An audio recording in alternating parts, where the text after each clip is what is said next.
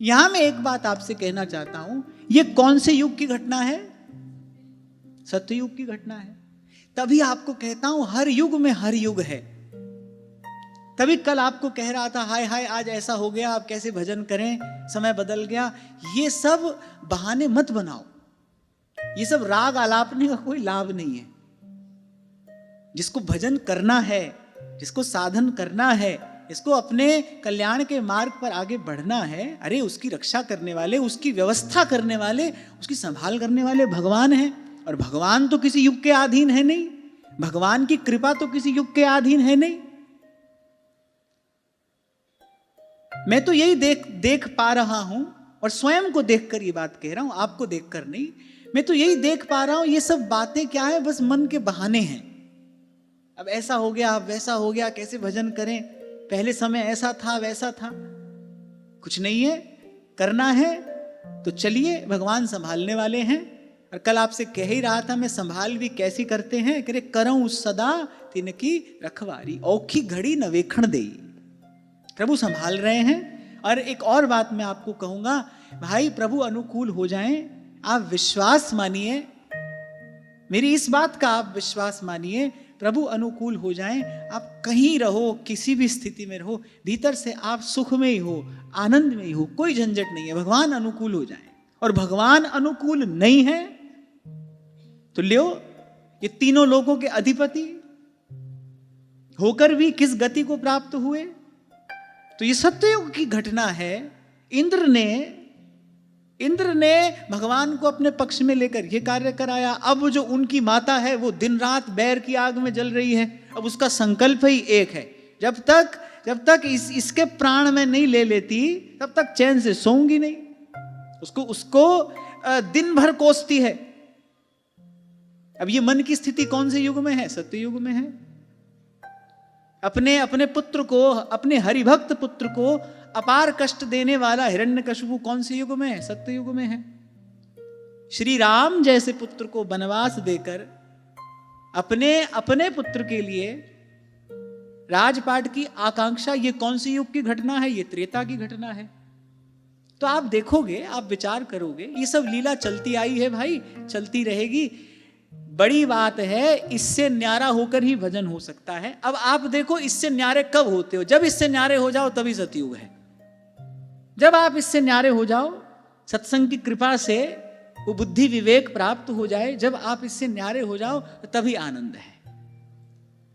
फिर कह रहा हूं आपको भाई, ये तो समुद्र के किनारे आप हम बैठे हैं, तो लहरें उठती रहेंगी, कभी छोटी कभी बड़ी, ये कभी शांत नहीं होंगी, लहरों का शोर बना ही रहेगा। इसी के बीच में हमको साधन करना है, इसी के बीच में स्वयं को साधना है। एक एक क्षण अमूल्य है, पहली बात। एक एक तव श्वास को तीन लोक नहीं दान, एक एक क्षण अमूल्य है, पहली बात। और वो अमूल्य क्षण व्यर्थ जा रहा है, ये दूसरी बात। बहुत गई और थोड़ी रही, फिर सौ बीती जाए, वो भी जा रही है। महापुरुष विचार करते हैं, बोले ये अमूल्य मानव जीवन है, सुर दुर्लभ, ये इसकी बड़ी भारी महिमा है। लेकिन इसके साथ एक दुर्बलता भी जुड़ी है। क्या है? ये मनुष्य जीवन सुर दुर्लभ, सोई ग्रंथन गावा। और भगवान कह रहे, मैंने कृपा करके ये अवसर प्रदान किया है, इसका कोई मोल नहीं है, इसका कोई मूल्य नहीं है, अमूल्य है। एक वस्तु मूल्यवान होती है, एक अमूल्य, ये अमूल्य अवसर है। फिर एक दुर्बलता भी इसके साथ जुड़ी है। क्या है? क्षणभंगुर है, अनित्य, पानी केरा बुदबुदा और मानुष की जात, अब है अब नहीं है। परमार्थ साधा जा सकता है इसको प्राप्त करके, मोक्ष द्वारम अपावृतम, पर साथ साथ एक दुर्बलता भी जुड़ी है, उसका भी विचार करना चाहिए और करते रहना चाहिए। भाई अनित्य है, अब है और अब नहीं है, पल में परलय होएगी। संत कह रहे फिर करेगा कब? अभी कर लो। जो महत्वपूर्ण काम है, जो श्रेष्ठ कार्य है, उसको पहले कर लो, बाकी देखा जाएगा।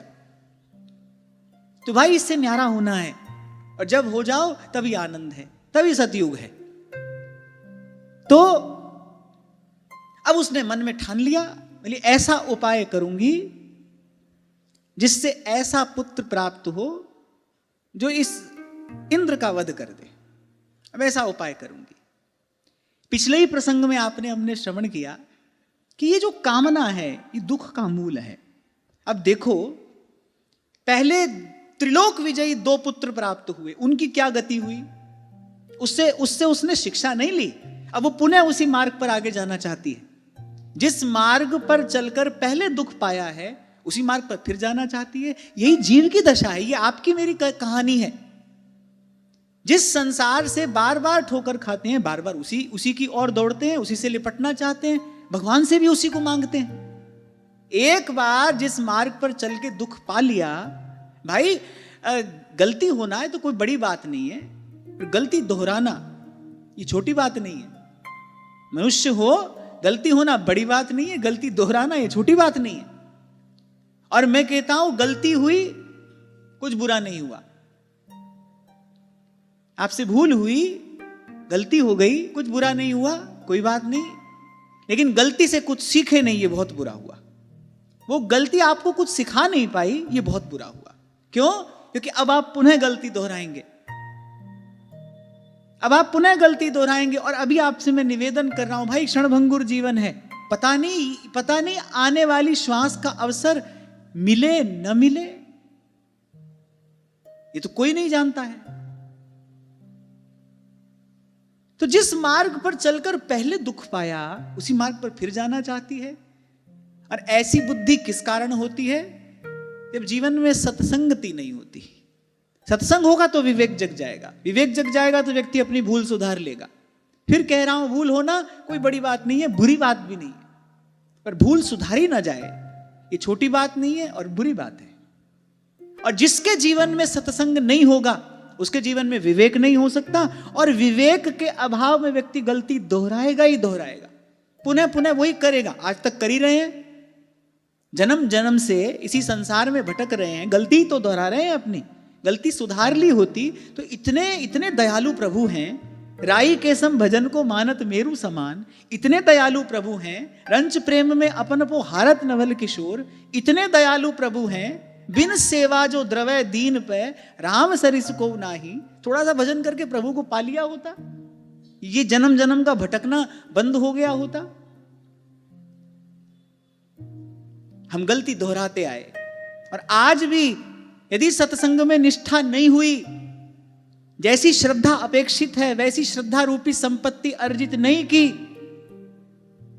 तो बहुत जन्म हम जन्म बिगाड़े और अब हूं बिगड़ पड़ेगी, कौन बड़ी बात है।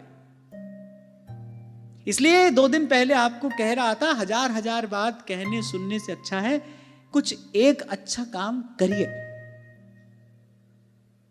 आप हम अच्छे लगने के लिए संसार में नहीं आए हैं, अच्छा करने के लिए संसार में आए हैं। ये जीवन जो मिला है अच्छा करने के लिए मिला है, स्वयं को साधने के लिए भगवान ने अवसर दिया है।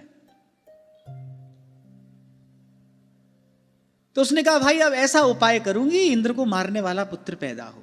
ये कामना का बीज मन में पड़ा, अब उसके बाद तो कहां शांति है। अब दिन रात वो इसी चिंतन में लगी है कि किस प्रकार मेरे पति समर्थ हैं। दिति ने कहा, मेरे पति समर्थ हैं, महर्षि कश्यप हैं, प्रजापतियों के स्वामी हैं, मेरे पति समर्थ हैं, किसी प्रकार इनको प्रसन्न करके इनसे ऐसा वरदान प्राप्त कर लूं कि इंद्र को मारने वाला पुत्र उत्पन्न हो जाए। अच्छा, मार्ग ठीक चुन रही है, पति को प्रसन्न करूं, मेरे पति समर्थ हैं, उनसे वरदान प्राप्त करूं, लेकिन लक्ष्य अपवित्र है, लक्ष्य अपवित्र है। सकाम उपासना क्या है कि तो उसमें पूजा ही जा रही है। सकाम उपासना क्या है जिसकी निंदा चित्रकेतु ने की। सकाम उपासना क्या है, ये जो आप मन्नत मनोरथ मांगते हो ये सब क्या है। कर तो आप सेवा पूजा ही रहे हो, लेकिन उसके मूल में जो लक्ष्य है ना वो अपवित्र है। लक्ष्य पवित्र होना चाहिए, लक्ष्य में स्वार्थ ना हो। इसीलिए बड़ी निंदा की गई है सकाम उपासना पद्धतियों की, कि भाई थोड़ा करो, अधिक करो, निष्काम भाव से भगवान का भजन करो, सुख शांति चाहते हो तो यही रास्ता है। यहां तो भाई अगणित द्वंद्व देह के पथ हैं। अभी आगे आप श्रवण करना, जैसे जैसे ये प्रसंग आपके सन्मुख आएगा, आप समझते जाएंगे कि ये प्रसंग की एक एक घटना क्या समझा रही है आपको, हमको। अब उसने मन में विचार किया, भाई अपने पति की सेवा करूंगी, मेरे पति समर्थ है, इनसे वरदान प्राप्त करूंगी और वरदान के रूप में ऐसा पुत्र प्राप्त करूंगी जो इंद्र को मारने वाला हो, इंद्र को दंड देने वाला हो।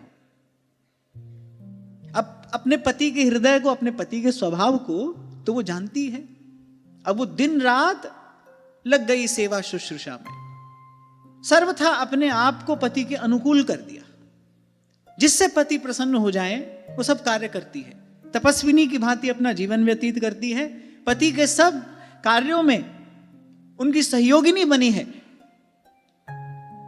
और माने सब प्रयास करके अंततः अपने पति को रिझा लिया, प्रसन्न कर लिया। महर्षि कश्यप कह बैठे, यहां लिखा है, बोले वो अत्यंत चतुर दिति, अरे महर्षि कश्यप मोहित हो गए। यहां प्रसन्न हो गए नहीं लिखा है, बोले महर्षि कश्यप मोहित हो गए और माने एक प्रकार से विवश होकर उन्होंने स्वीकार कर लिया कि भाई तुम्हारी इच्छा पूर्ण करूंगा। बड़ी प्रशंसा उसकी करने लगे, बोले तुम पर प्रसन्न हूं, तुम्हारी जो इच्छा हो वो वर तुम मुझसे मांग लो। पति स्त्री का ईश्वर होता है और मैं तुम्हारी प्रत्येक कामना पूर्ण करने में समर्थ हूं। तुमने बड़े प्रेम भाव से, भक्ति भाव से तुमने मेरी सेवा की है, अब मैं तुम्हारी सारी अभिलाषाएं पूर्ण कर दूंगा। खूब उसकी प्रशंसा की और जो उसके मन का मनोरथ था पूर्ण कर दिया, उसको वचन दे दिया, हाँ भाई मांगो, तुम क्या मांगना चाहती हो। अब दिति ने अपने हृदय का वो जो मनोरथ था उनके सन्मुख प्रकट कर दिया। वह पछताए, मन खिन्न हो गया। अब यहां जो बात कही गई है, मैं एक एक श्लोक पढ़ूंगा, उसका अर्थ आपको निवेदन करूंगा और उसका अर्थ आप और मैं विचारते चलेंगे। स्वयं को बड़ा प्रताड़ित किया महर्षि कश्यप ने। जैसे ही दिति के मुख से यह सुना ना, ऐसा पुत्र चाहती हूं, अच्छा केवल पुत्र चाहती हूं, इसमें तो दोष नहीं है, अब मैं निपुति हो गई हूं, एक पुत्र चाहती हूं इसमें दोष नहीं है, पर मैं ऐसा पुत्र चाहती हूं, यदि आप मुझे मुंह मांगा वरदान देना चाहते हैं तो मैं ऐसा पुत्र चाहती हूं इंद्र को मारने वाला हो। अब भाई एक प्रकार से दिति कश्यप जी से क्या मांग रही है, ऐसा पुत्र दीजिए जो आपके दूसरे पुत्र को मारने वाला हो। इंद्र भी उन्हीं के पुत्र हैं। अब महर्षि कश्यप बड़े खिन्न हो गए, बड़ा पछतावा हुआ, अपने आप को प्रताड़ित करने लगे। निशम्य तद्वचो विप्रो विमनाः पर्यतप्यत अहो अधर्मः सुमहान अद्य मे समुपस्थितः। मनी मन कहने लगे कि क्या कर बैठा मैं, कैसे अधर्म का अवसर मेरे सामने आ पहुंचा। देखो तो सही, अहो अद्येन्द्रिया रामो योषिन्मय्ये हमायया गृहीत चेताः कृपणः पतिष्ये नरके ध्रुवम्। बोले देखो तो सही, बोले मैं इन्हीं इंद्रियों के विषयों को सुख मानने लगा और कहा इस स्त्री रूपिणी माया ने मेरे चित्त को अपने वश में कर लिया। बोले कितनी दीन अवस्था में मैं पहुंच गया। अब वरदान नहीं देता हूं तो भी और वरदान देता हूं तो भी, दोनों ही परिस्थितियों में मुझे नरक में गिरना पड़ेगा। धर्मपत्नी का तो एक कार्य नहीं है, पति हो या पत्नी, दोनों का एक दूसरे के प्रति कर्तव्य तो यही है ना कि एक दूसरे के कल्याण में सहभागी बने, सहयोगी बने। आपको कुछ दिन पूर्व भी मैंने निवेदन किया था, हमारे यहां वैदिक सनातन धर्म में विवाह ऋषि मुनियों की प्रदान की हुई एक व्यवस्था है। स्वेच्छाचार और उच्छृंखलता का मार्ग नहीं है विवाह, कि विवाह के बाद आप स्वेच्छाचारी हो जाएं, उच्छृंखल हो जाएं। जैसी मर्यादा एक ब्रह्मचारी के लिए है, वैसी ही कुछ मर्यादाएं गृहस्थ के लिए भी हैं। इसलिए हमारे यहां गृहस्थ को भी आश्रम ही कहा गया, गृहस्थाश्रम। और महाभारत में तो कहा सब आश्रमों में श्रेष्ठ गृहस्थाश्रम है। क्यों? क्योंकि अन्य तीनों का पोषण करने वाला है। जो गृहस्थ आश्रम है वो अन्य तीन आश्रमों का पोषण करने वाला है, पर उसको भी आश्रम कहा गया है। जैसे नियम विरक्त के लिए है, जैसे नियम सन्यासी के लिए है, वैसे ही कुछ नियम गृहस्थ के लिए भी है। अतिथि अभ्यागत की सेवा, संत गौ ब्राह्मण की सेवा, देवार्चन, देवाराधन, सब गृहस्थ के भी कुछ नियम हैं। और आपको मैंने कहा था कि कोई होता है निवृत्ति परायण जीव, मान लो जिसके पूर्व का जो साधन है वो बस पूर्ण होने पर है, अब उसके मन में किसी प्रकार की कोई कामना वासना है नहीं, थोड़ा सा कार्य उसका रह गया है, वो इस संसार में पूर्ण करने के लिए आया है। पर ऐसे जन तो बड़े थोड़े होते हैं ना, बिरले होते हैं। प्राय करके जो जीव है वो प्रवृत्ति परायण ही है। पर लेकिन जीवन ऐसे उच्छृंखल असंयमित ना हो जाए, अपने ही हाथ से मनुष्य अपना जीवन नष्ट ना कर बैठे, तो ऋषि मुनियों ने एक व्यवस्था बनाई, विवाह की व्यवस्था। पर विवाह कोई स्वेच्छाचार के लिए नहीं है। विवाह का अर्थ ही नहीं कि विवाह हो गया अब कोई नियम नहीं है भाई, अब दिन रात भोगने में लगे रहिए। विवाह का अर्थ ये नहीं है, विवाह का प्रयोजन ये नहीं है, विवाह का लक्ष्य ये नहीं है। उत्तम संतति, अपने जीवन को संयमित बनाकर उत्तम संतति इस संसार को प्रदान करने के लिए एक यज्ञ के समान पवित्र व्यवस्था हमारे ऋषि मुनियों ने की, विवाह।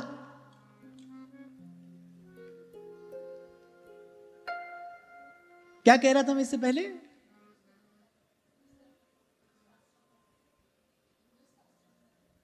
इससे पहले हाँ,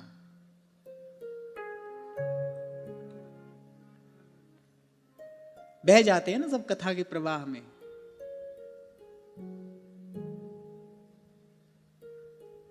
कह मैं ये रहा था कि ये तो धर्म पत्नी का कर्तव्य नहीं है, यहां से बात आरंभ हुई थी।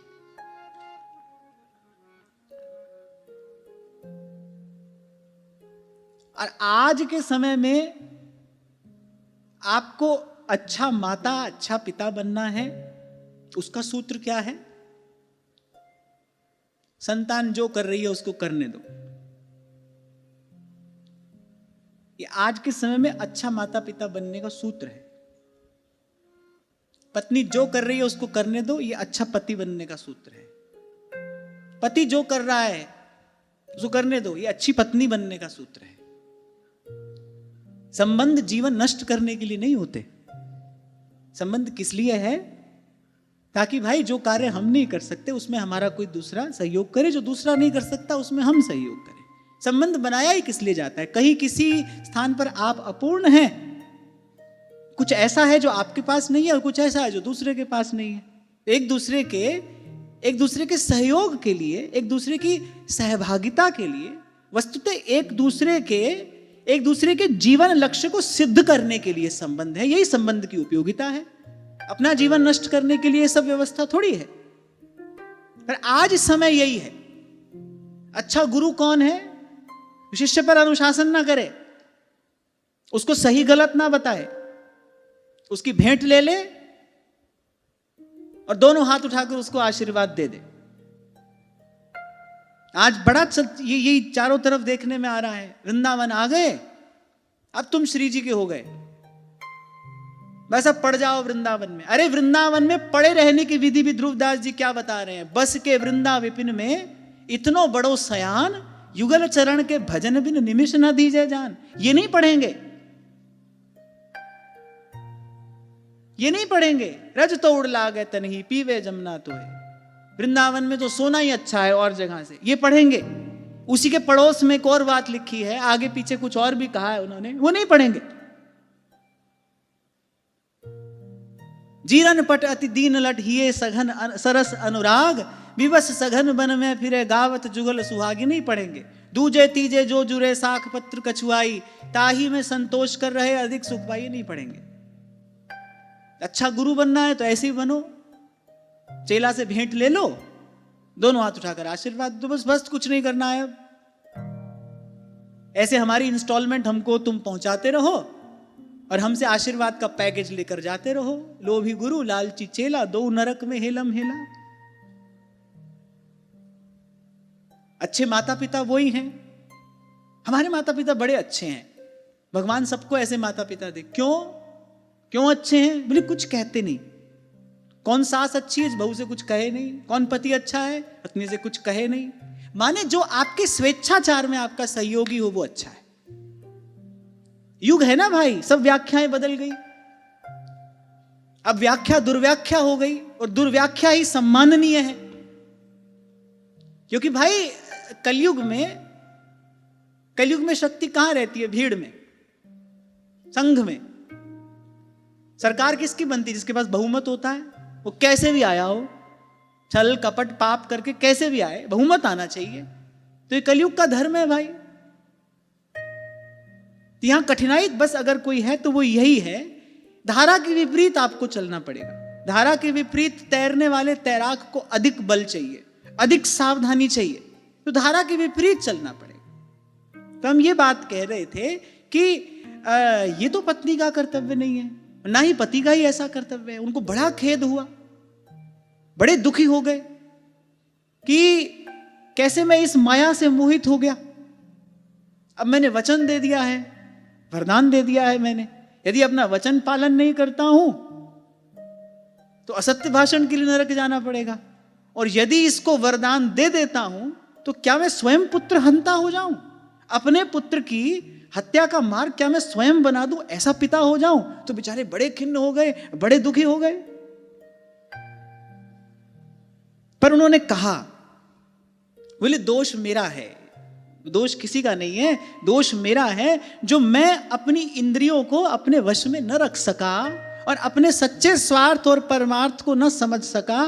बोले मुझ मूढ़ को बार बार धिक्कार है। सब संतों ने, आचार्यों ने ये जो स्त्री से सावधान रहने के लिए कहा है, इसमें कहीं भी स्त्री की निंदा या अनादर नहीं है। क्यों कहा गया है ऐसा? महाप्रभु ने भी कहा पर धन परतिय बंचु। कबीर तो यहां तक कहते हैं, बोले जहां जलाई सुंदरी,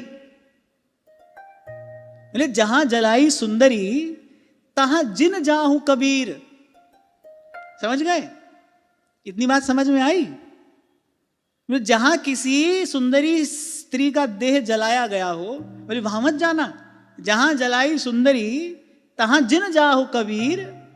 बोले खेह उड़े अंगन लगे। बोले यदि वो राख तुम्हारे शरीर को लगी, बोले खेह उड़े अंगन लगे, बोले सुनो करे शरीर। तुम्हारी शक्ति का ह्रास तो वही कर लेगी। माने ये अतिशयोक्तिपूर्ण वाक्य है। क्यों कहा गया है? ताकि साधक इससे अत्यधिक सावधान रहे। हमारे महाप्रभु ने कोई बहुत अधिक विधि निषेध नहीं कहा, पर यह तो कहा परधन परतीय बंचु। ये दोनों में से एक भी जिसके जीवन में आया उसका जीवन नष्ट होना निश्चित है। ब्रह्मा भी उसको बचा नहीं सकते। गोस्वामी जी तो यहां तक कहते हैं, तिन में अति दारुण दुखद माया रूपी नार। व्यास जी कहते हैं, व्यास कनक और कामिनी ये लांबी तरवार, हरि भेटन जो जाइए बीच ही ले मार। कबीर जी ने अपने एक दोहे में कहा है, बोले एक रास्ते पर बाघ जाता हो और एक रास्ते पर परस्त्री, तो बोले बाघ से मिल लेना। क्यों? इतनी निंदा नहीं है। महापुरुषों की वाणी में गूढ़ार्थ निहित होता है। क्यों?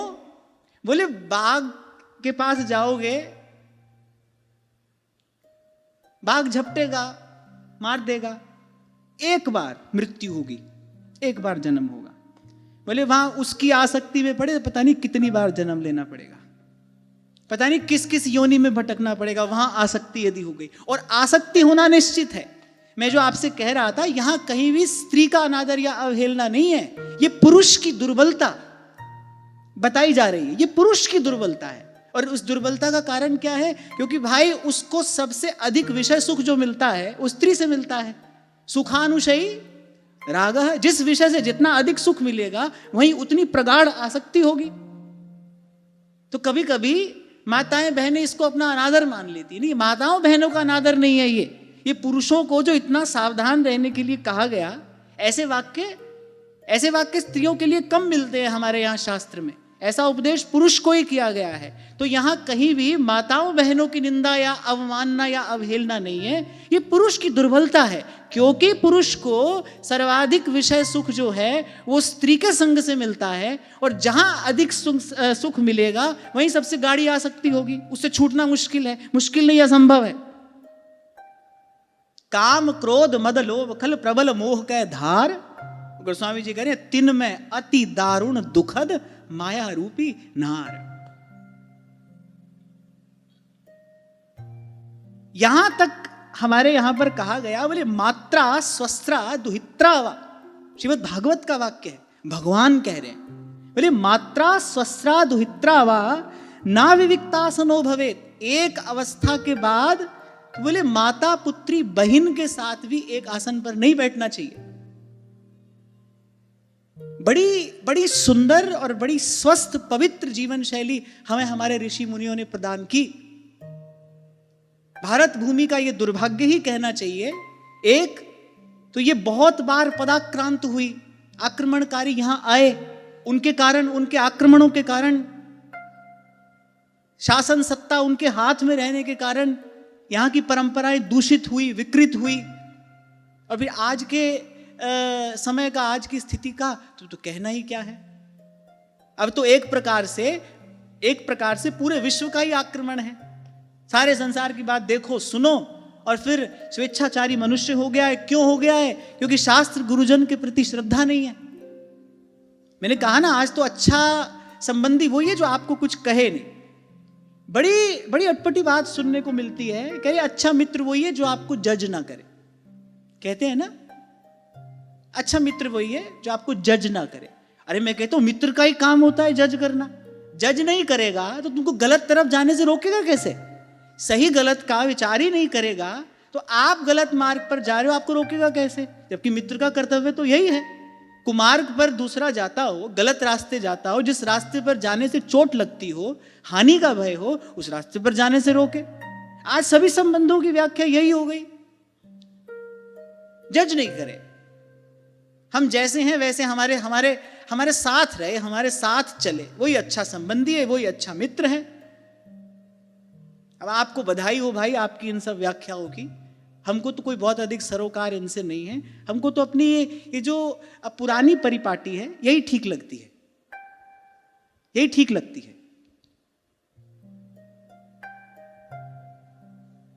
पिता के सामने पुत्र आसन पर नहीं बैठता था, पिता के सामने पुत्र अपने पुत्र को गोद में नहीं उठाता था।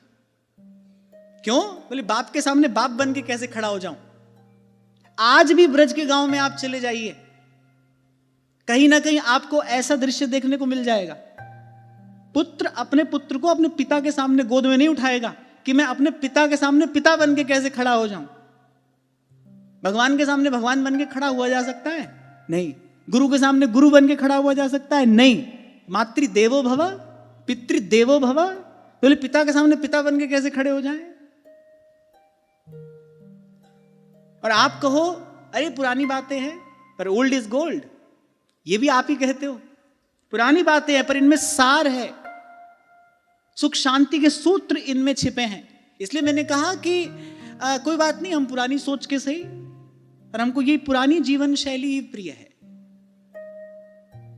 मैं बड़ी विनम्रता पूर्वक आपको बात कह रहा हूं, सुबह शाम ठाकुर जी से यही प्रार्थना भी करते हैं, क्योंकि यह गुण साधन ते नहीं हुई।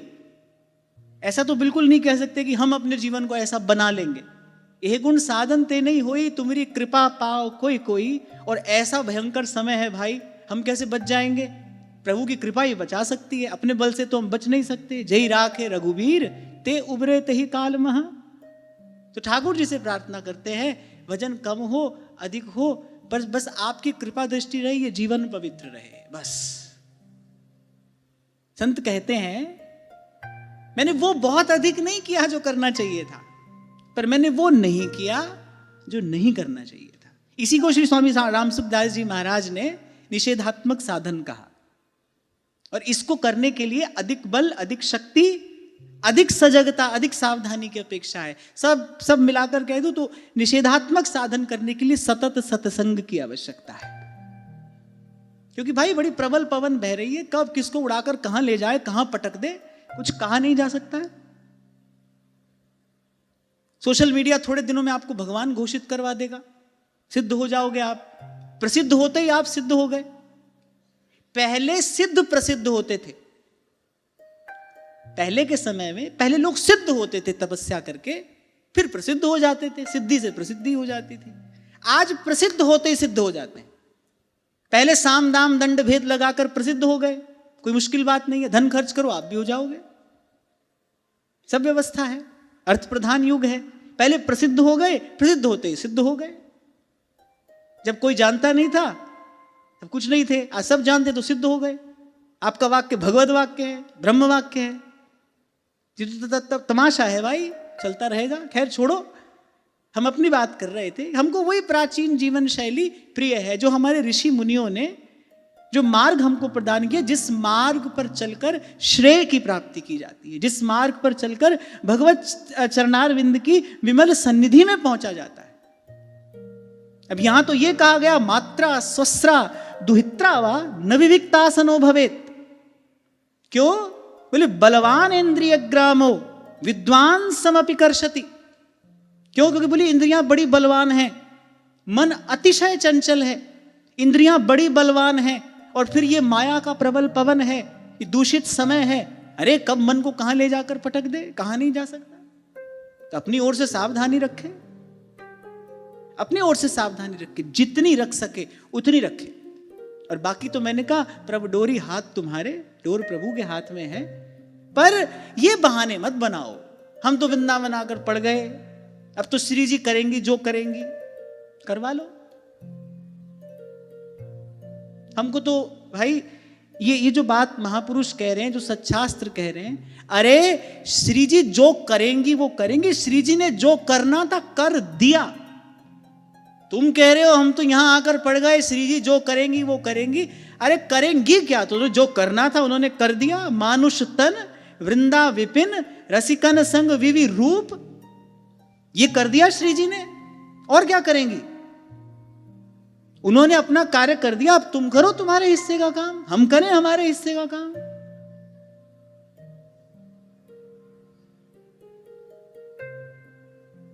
तीन चार बरस पहले की घटना है,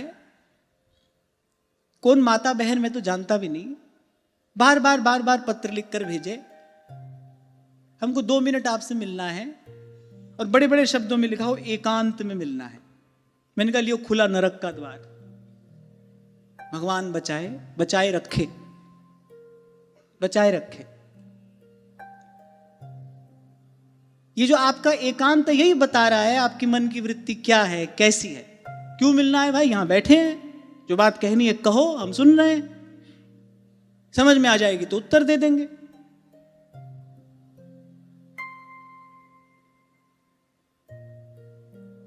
क्योंकि भाई आप शेर को नहीं खाते, नहीं खा सकते, इसका अर्थ ये तो नहीं शेर भी आपको नहीं खाएगा। हिरण के नेत्र बड़े निश्चल होते हैं, उपमा दी जाती है हिरण के नेत्रों की, उपमा दी जाती है, बड़ी निश्चलता होती है उनमें।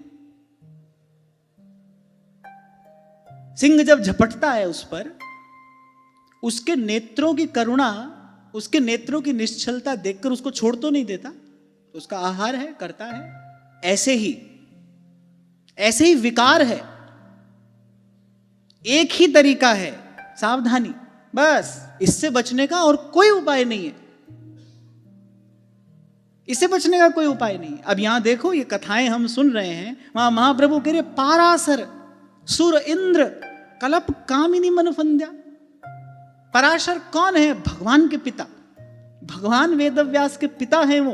भगवान के पिता होने का गौरव जिनको प्राप्त है, पारासर सुर इंद्र कलप कामिनी मन फंद्या, और फिर परे देह दुख द्वंद कौन क्रम काल निकंद्या। मैं तो ये जो जितने भी युवा श्रोता है ना, बड़ी विनम्रता पूर्वक आपको कहूंगा भाई, उपदेश तो मैं नहीं दे सकता, उपदेश तो सिद्ध व्यक्ति दे सकता है। हम तो अभी आप ही अपने आप को साधने का प्रयास कर रहे हैं। So this is not an order और अ प्रिस्क्रिप्शन और अ डायरेक्शन, कोई आदेश उपदेश नहीं है। अपने जीवन का अनुभव आपके साथ बांट रहा हूं। भजन कम हो जाए अधिक हो जाए कोई चिंता की बात नहीं है, आपका जीवन पवित्र रहना चाहिए। खूब माला फेर ली, खूब परकम्मा लगा ली, जीवन में सदाचार नहीं है, सब व्यर्थ है, सब व्यर्थ है। आप मेरी बात को यथावत स्वीकार कर लेना, वो सब व्यर्थ है, क्योंकि जिसके लिए कर रहे हो वो वस्तु तो मिलने वाली नहीं है, वो वस्तु मिलने वाली नहीं है। ऐसे ही आ जाते हैं भगवान पुत्र बनकर। देखो मनु शत्रुपा जी का जीवन देखिए, कितना कठोर तप, कितना कठोर साधन उन्होंने किया है, ऐसे आ गए भगवान नंद बाबा के आंगन में। कौन है ये ब्रज की गोपियां, कौन है ये ब्रजांगनाएं, ये जन्म जन्मांतर के ऋषि मुनि, ये वेदों की श्रुतियां, जिन्होंने जन्म जन्मांतर तक साधन किया भगवत चरणारविंद की सन्निधि प्राप्त करने के लिए, तब वो वहां तक पहुंचे। ये जो बात कही जाती है ना, भगवान साधन साध्य नहीं है, भगवान कृपा साध्य हैं, ठीक है, बिल्कुल ठीक है, पर भगवान की कृपा से क्या होता है? भगवान की कृपा से सहज साधन होता है, भगवान की कृपा से सहज साधन होता है। और मैंने तो पूर्व भी आपसे कहा था, भाई साधन से भगवान ना मिलते हो, पर साधन से भगवान को मिलने की योग्यता जरूर मिलती है। साधन से भगवान को मिलने की पात्रता अवश्य प्राप्त होती है। भगवान को मिलने की इच्छा ये निरंतर साधन से अवश्य प्राप्त होती है। अपने हृदय में निर्मल भाव रख के भजन साधन करोगे, धीरे धीरे अनर्थ की निवृत्ति होगी, अंतःकरण शुद्ध होगा। मैं भी प्रभु से मिलूं, मैं भी प्रभु की सेवा करूं, मैं भी भजन करूं, ये भाव हृदय में आएगा। ऐसे आ जाता है ये भाव किसी हृदय में। जाओ ढूंढो संसार में, कितने हृदय ऐसे मिलेंगे जिनके हृदय में निर्मल निष्कपट भाव है भगवत भजन करने का। हमको तो अभी प्राप्त हुआ नहीं भाई, आपको हो गया तो आप धन्य हो, आपको प्रणाम करते हैं, हमको तो अभी हुआ नहीं। हाँ, ये अच्छी बात है, ये उनकी बड़ी कृपा है कि धीरे धीरे बात समझ में आ रही है, भाई हमारे हिस्से का काम तो हमको करना पड़ेगा, श्री जी कृपा करके करा रही है। और फिर डरना भी चाहिए, डरते रहना चाहिए, यही डरे ही डरप हरिवंश हित। मैं आज कोई बहुत बड़ी बात आपसे कह दूं, कल पता नहीं क्या हो जाए, तो इसलिए डरते रहना चाहिए। इसलिए मैंने कहा कि आप सबको, और विशेष रूप से युवा भाई बहनों को बड़ी विनम्रता पूर्वक की बात कह रहा हूं, भाई प्रयास करना, परिश्रम करना, पुरुषार्थ करना, किसके लिए? अपने जीवन को पवित्र बनाने के लिए। सत्वगुण बढ़े आपके जीवन में, आपका जीवन भगवत भजन के योग्य बने। स्वेच्छाचार से व्यक्ति कहीं नहीं पहुंचता, उसका अंतिम परिणाम केवल शोक है, खेद है, जीवन नष्ट होना है। अब यहां देखो, देवताओं के पिता कह रहे हैं कि देखो थोड़े दिन इसने मेरी सेवा की, थोड़े दिन इसने मेरी सेवा की, और बोले लो मैं मोहित हो गया, कह बैठा, इसको दे दिया मैंने वचन, और अब इसने खोल दिया है नरक का द्वार मेरे लिए। अब अपना वचन पूर्ण न करूं तो भी मेरे लिए नरक है, वचन पूर्ण करूं तो भी मेरे लिए नरक है, कहां जाऊं, क्या करूं? और एक और बात, भगवान की माया जो है वो सीधे ही सर पर सवार नहीं होती, चरण दबाते दबाते आती है।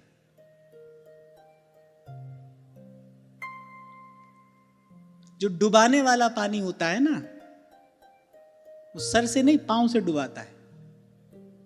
खूब वर्षा होती हो, आप एक की जगह 2 छाता लगा लो, पर जो जल डुबाएगा ऊपर से बरसता जल नहीं डुबाता है, नीचे बहता जो जल है वो डुबाता है। ऐसे ही भगवान की माया है, ऐसी भगवान की माया है। किस ब्याज से कोई आएगा आपके जीवन में, आपकी सेवा करेंगे, चरण दबाता दबाता फिर आपकी छाती पे धरेगा वो अपना पांव। कोई भी हो, नन्हे से बालक को देखकर व्यक्ति फंस जाता है ना उसकी आसक्ति में। नन्हा सा बालक, तोतली बोली, अरे कितना प्यारा है, कितना निश्चल है, वो उसकी निश्चलता, वो उसकी तोतली बोली, सीधे शब्दों में कहें तो जो बच्चे की जो मासूमियत होती है वही तो आसक्ति का कारण बनती है। तो आप देखो माया कैसे फंसाती है, कांटे से नहीं, फूल से। सावधान किससे रहना है? व्यक्ति प्राय करके व्यक्ति कांटे से ही सावधान रहता है, पर यहां तो फूल से सावधान रहने की आवश्यकता है। अब पुरुष की दुर्बलता है, ये पुरुष की दुर्बलता है। इसलिए उसको इतना सावधान किया गया है, इसलिए उसको बार बार ये उपदेश किया गया है, इसलिए इतना बच के रहने को कहा गया है, इतना दूर रहने के लिए कहा गया है कि जहां जलाई सुंदरी तहां जिन जाए कबीर, खेह उड़े अंगन लगे। बड़ा आश्चर्य हुआ था जब पहली बार हमने पढ़ा। पर कबीर तो कबीर हैं, उनकी वाणी तो वेद के समान प्रमाणिक है, तो कबीर कबीर हैं। वो कह रहे हैं भाई बात में कोई बात होगी तो फिर समझ में आता है, चिंतन करने पर यही समझ में आता है भाई, जिस विषय से जितना अधिक सुख मिलेगा उस विषय में उतनी ही अधिक आसक्ति होगी। तो एक बात तो पक्की मान लेना, कोई कह रहा है आपसे बड़ा प्रेम है, प्रेम नहीं है, आसक्ति है। कहीं ना कहीं आप उसके सुख का कारण बन रहे हो। जिस दिन वो सुख का कारण समाप्त हो जाएगा, वो जो आपकी ओर से जो सुख की धारा बह रही है ना, जिस दिन वो बाधित हो जाएगी, उस दिन आप ही दुख के सबसे बड़े कारण हो जाओगे। और फिर यहां भगवान कह रहे बोले इतना क्लेश किसी और कारण से नहीं होता जितना स्त्री संग से। और केवल स्त्री संग नहीं कहा, योषित संगाद यथा पुंसो और यथा तत्संगी संगत है। और जितना स्त्री संगी का संग करने से वो क्या करेगा, आपका मन दूषित करेगा, विषय की चर्चा करेगा, कान से गलत आहार होगा, और जो उससे आपका भाव देह है वो दुर्बल हो जाएगा, वजन साधन नहीं कर पाओगे। और मैंने कहा ना कि ये सब बात हम न भी विचारें तो भी हमारे महाप्रभु जी ने दो ही बात से तो बचने के लिए कहा, परधन परतीय बंजू, ताते भैया मेरी सौ कृष्ण गुण संचू। बोले इस दो से बच के रहना। और मैं बड़ी विनम्रता पूर्वक कहकर आगे बढ़ूं, ये प्रसंग आज ऐसा उपस्थित हुआ कि केवल परतीय ही क्यों, सोचता है ना व्यक्ति कि भाई पर स्त्री से बचने के लिए कहा गया है ना, जिससे विवाह हुआ है, अब उसके साथ तो दिन रात भोग भोगो, ये तो छुट्टी मिली है। ये बड़ी भारी भूल है, बड़ी भारी भूल है। हरास तो हरास है भाई, वो कहीं पर भी हो। मृत्यु मृत्यु है, घर पर आए कि बाहर आए, मृत्यु तो मृत्यु ही है ना, वो घर पर आए कि बाहर आए। तो इतनी बात भी हम समझ लें, विवाह हुआ है किस लिए, जीवन को संयमित करने के लिए हुआ है, परस्पर के सेवा सहयोग के लिए हुआ है, कि दूसरा व्यक्ति भी साधन करे, हम भी साधन करें। और मैं तो यही कहकर आगे बढ़ता हूं भाई कि जहां तक बच सको वहां तक तो बचे ही रहना चाहिए। फिर भी समय बलवान है, प्रारब्ध उससे भी अधिक प्रबल है, और सबसे बलवती तो भगवान की इच्छा है, हरि इच्छा भावी बलवाना। मनुष्य की सामर्थ्य कोई बहुत अधिक है नहीं, पर अपनी ओर से इतना अवश्य करे, अवश्य करे, अवश्य करे, अपने हृदय में विकार ना आने पाए। हम पवित्र जीवन का निर्माण करने की सामर्थ्य न रखते हो, पवित्र जीवन की इच्छा तो कर सकते हैं, हम प्रभु से प्रार्थना तो कर सकते हैं, प्रभु कृपा करिए हमारा जीवन पवित्र बने। हमारे ऋषि मुनियों ने यह प्रार्थना की ही है, तन्मय मनः शिव संकल्प वस्तु। क्योंकि कई बार क्या होता है, इस तरीके का प्रसंग जब उपस्थित होता है ना, अब यहां मैंने कहा भगवान वेदव्यास ने बहुत कुछ कहा है, गोस्वामी जी ने बहुत कुछ कहा, कबीर जी ने बहुत कुछ कहा, हमारे व्यास जी ने बहुत कुछ कहा है। व्यास जी कह रहे हैं कि ये नांगी तरवार हरि भेटन जो जाइए बीचे ले है मार। अब क्या होता है ना, एक बार पढ़ने पर ऐसा लगता है कि यहां पर कहीं ना कहीं स्त्री शरीर की निंदा हो रही है, स्त्री की निंदा हो रही है। नहीं भाई, कहीं से भी नहीं है। कोई महापुरुष ऐसा कर ही नहीं सकता, कभी नहीं कर सकता है। स्त्री तो सदा ही पूज्या है। इसीलिए हमारे यहां कितनी सुंदर व्यवस्था शास्त्र करता है कि विवाह नहीं हुआ, विवाह नहीं करना। यदि निवृत्ति परायण जीवन है तो फिर भाई, जैसे मैंने कभी आपसे निवेदन किया था, सालिग्राम की बटिया चने के दाने जितनी हो या विशाल शिला हो, सालिग्राम ही है, नारायण का ही स्वरूप है। ऐसे ही अवस्था कोई भी हो, स्त्री मातृस्वरूपा ही है। या देवी सर्वभूतेषु मातृरूपेण संस्थिता, नमस्तस्यै नमस्तस्यै नमस्तस्यै नमो नमः। और आपको याद हो, एक बात मैंने आपको निवेदन की थी, जब तक स्त्री में माता बुद्धि रहती है तब तक आप देखो पुरुष शरीर हष्ट पुष्ट होकर विकसित होता है। अगर आप थोड़ा सा विचार करो, व्यवहारिक धरातल पर भी आकर आप देखो, विवाह से पहले जब तक स्त्री में माता बुद्धि है, स्त्री में मातृ बुद्धि है, पुरुष हष्टपुष्ट होकर बल यौवन को, शक्ति को प्राप्त करता है। जैसे ही स्त्री भोग्या बनती है, उसी दिन से, उसी क्षण से शक्ति का क्षय उसके जीवन में आरंभ हो जाता है।